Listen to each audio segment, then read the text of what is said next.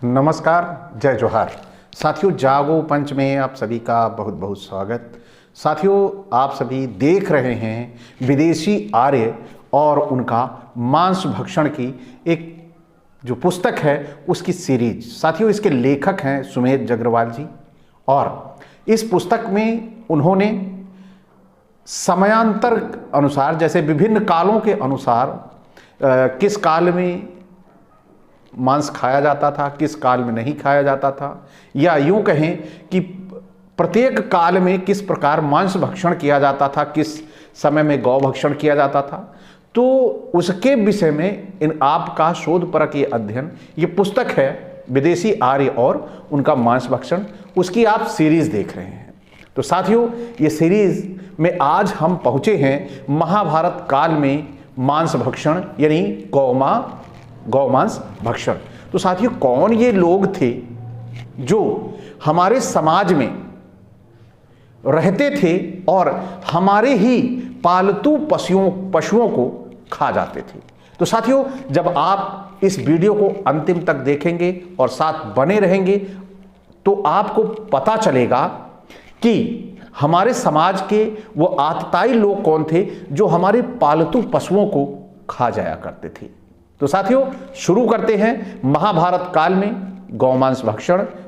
महाभारत काल में गौवध और गौमांस भक्षण का प्रचलन बड़े जोरों पर था। रामायण की भांति महाभारत में भी गौमांस के अनेक उदाहरण हैं। पीछे की भांति मैं यहां पर संस्कृत के श्लोक को स्किप करूंगा और उस श्लोक को आपको यथावत दिखाऊंगा, लेकिन मैं उसका हिंदी रूपांतर आपके सामने प्रस्तुत कर रहा हूं।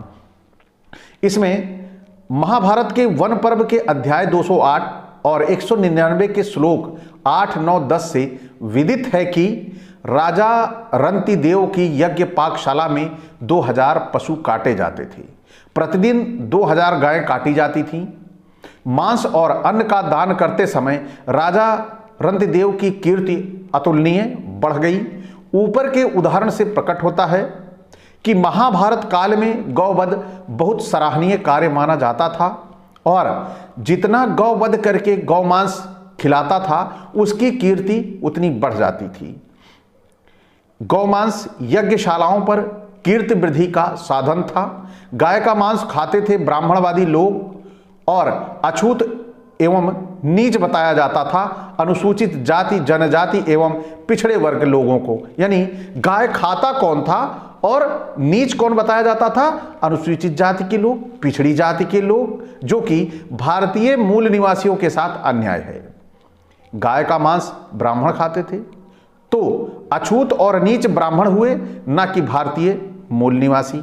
अब यहां पर फिर आगे एक श्लोक दिया गया है, वह श्लोक महाभारत का ही है और आगे हम इस श्लोक को संस्कृत को स्किप करेंगे क्योंकि वीडियो बहुत लंबा होगा और संस्कृत हमारे जो समाज में है ये बड़ी क्लिष्ट भाषा है, देवताओं की भाषा है।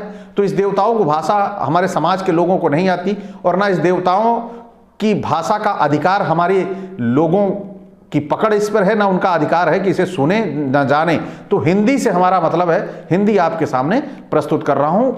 निम्न जो श्लोक दिखाई दे रहा है आपको, तो महाभारत के वन पर्व और शांति पर्व की भांति राजा रंतिदेव और उसके द्वारा गौवध का जो वर्णन द्रोण पर्व अध्याय 67 के श्लोक 16, 17, 18 में आता है, उसमें लिखा है कि राजा रंतिदेव की कीर्ति गाथा ब्राह्मणों हेतु 2000 गायें रोज कटवाने के कारण बढ़ गई, यानी बढ़ गई जाती है और हो जाती है। कभी कभी विशेष अवसर पर 21 हजार गायें काटी जाती थीं तथा खाने वाले ब्राह्मणों की संख्या इतनी हो जाती थी कि परोसने वालों के लिए कुछ भी नहीं बचता था।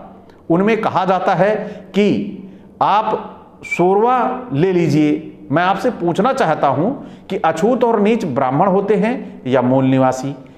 देखिए, ये विषय है, किसी ने, ये साजिश है, ये ब्राह्मणों के साथ भी साजिश है कि जिस ब्राह्मण ने गाय को पूजनीय बताया, वह ब्राह्मण कैसे यहां पर दोष सिद्ध किया जा रहा है। तो ये पुस्तक, महाभारत जैसी पुस्तकें जो अगर इस तरह लिखा गया है तो निश्चित तौर पर किसी आतंकी और आतताइयों द्वारा लिखी गई हैं। यह ब्राह्मणों द्वारा लिखी पुस्तक हो ही नहीं सकती, क्योंकि ब्राह्मण यदि लिखता तो अपनी इस गाय काटने की घटना को छिपा लेता। तो यहां पर जो लिखा गया है यह निश्चित तौर पर यह ब्राह्मणों को बदनाम करने के लिए लिखा गया है। ब्राह्मणों को चाहिए कि महाभारत, रामायण, वाल्मीकि रामायण ऐसी पुस्तकों को समाज से बिल्कुल हटा दे, जिससे उनके बारे में इस तरह के विचार जो लोगों के बीच में जा रहे हैं वह जाने से बच जाएंगे। लेकिन यदि लिखा गया है तो निश्चित तौर पर बहुत गलत है ये। अगर उन्होंने भी लिखा है कि उनके पूर्वज ये सब करते थे, अगर वो एक्सेप्ट भी करते थे, तो निश्चित तौर पर ये बहुत गलत होगा। क्योंकि आज हमारे समाज में जिस तरह की मान्यताएं, या यूं कहें कि सनातन की बात हम करते हैं, तो सनातन इस तरह नहीं हो सकता, क्योंकि पीछे से चला आ रहा जिसको सनातन बोलते हैं, जिसका कहीं आदि है ना अंत है। लेकिन अगर ऐसी ही धारणाएं हैं कि हमारे समाज में लोग गाय को खाते थे, तो ये अंत होने वाली बात है कि वहीं पर उसका अंत हो जाना चाहिए। ये बातें आगे नहीं आनी चाहिए, तो इसका ध्यान रखना चाहिए।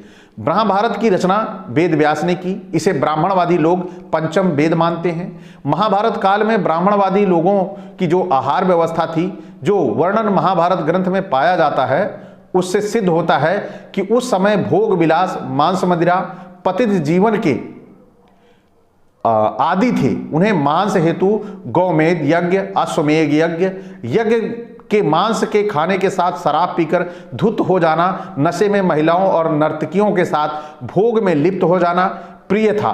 यही राम राज्य में होता था। युधिष्ठिर ने अश्वमेध यज्ञ किया, जिसमें असंख्य पशुओं का वध किया गया। महाभारत अश्वमेध पर्व के अध्याय 71 और 89 से विदित है। महाभारत काल में बकरे की बलि देवताओं को दी जाती थी। शांति पर्व अध्याय 337 श्लोक 4 से विदित है कि, श्लोक में स्किप कर रहा हूं, यज्ञों में अन्न से हवन करना श्रुति है। बीजों को अज कहते हैं और अज के नाम पर बकरे काटे जाते हैं। तो साथियों, ये थी हमारी महाभारत काल में जो मांस भक्षण की कथा। तो साथियों, आप सभी ने बड़े ही ध्यान से इस वीडियो को सुना, और इस वीडियो के सुनने के बाद निर्णय आपको लेना है कि हमारे समाज में ये जो पुस्तकें आई, जैसे महाभारत पुस्तक है, वाल्मीकि रामायण पुस्तक है, वाल्मीकि रामायण में मांस खाने की बातें ये किसने डाल दी? यानी यदि हमारे जो आराध्य थे, जिनको आराध्य हमारे समाज में प्रस्तुत किया गया, जिनके जन्म के बारे में तरह तरह की विडंबनाएं बताई गई कि उनके जन्म के बारे में एक कथा नहीं है, अनेक दंत कथाएं प्रचलित हैं।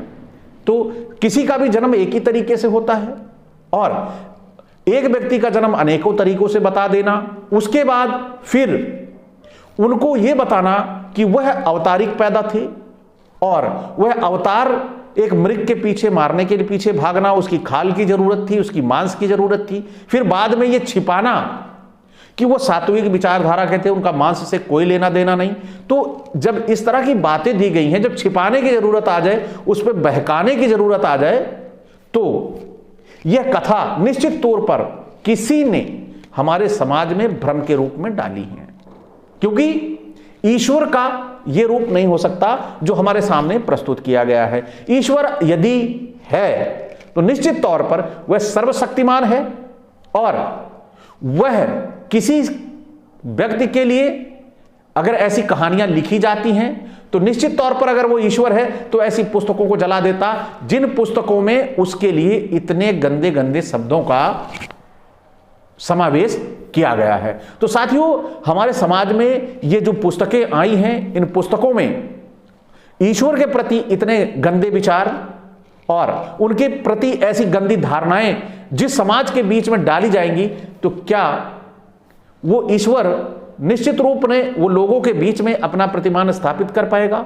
लोगों के बीच में गलत धारणाएं बनाकर उसकी पूजा करवाई जाएगी, तो क्या वो ईश्वर स्वयं स्वीकार करेगा? नहीं करेगा। ऐसा आपका भी मत होगा। तो मैं यही चाहता हूं कि मेरा समाज अंधविश्वास और पाखंड के इस जाल से मुक्त हो जाए, और इसके लिए मैं कृत संकल्पित हूं और आपके बीच में ऐसी पौराणिक कथाओं को लेकर लगातार आता रहूंगा। इसी के साथ आपसे लास्ट में एक बात कहूंगा कि आप सभी को अगर ये मेरा पूरा का पूरा वीडियो महाभारत काल में गौमांस के बारे में खाना उस समय क्या उचित था या अनुचित था, कमेंट करके जरूर बताइए। या ये भी बताइए कि क्या भगवान का ये कोई शोषण कर रहा था, या महाभारत काल में कौन है वो लोग जो भगवानों का शोषण कर रहे थे, उनके बारे में गलत लिख रहे थे। अगर ऐसी बातें हों तो आप जरूर नीचे कमेंट करके बताइए, और साथ में अंधविश्वास और पाखंड को खत्म करने के लिए आप सभी इसे ज़्यादा से ज़्यादा शेयर करिए। इसी के साथ आपसे विदा। नमस्कार, जय जोहार, जय भीम, जय मंडल जी।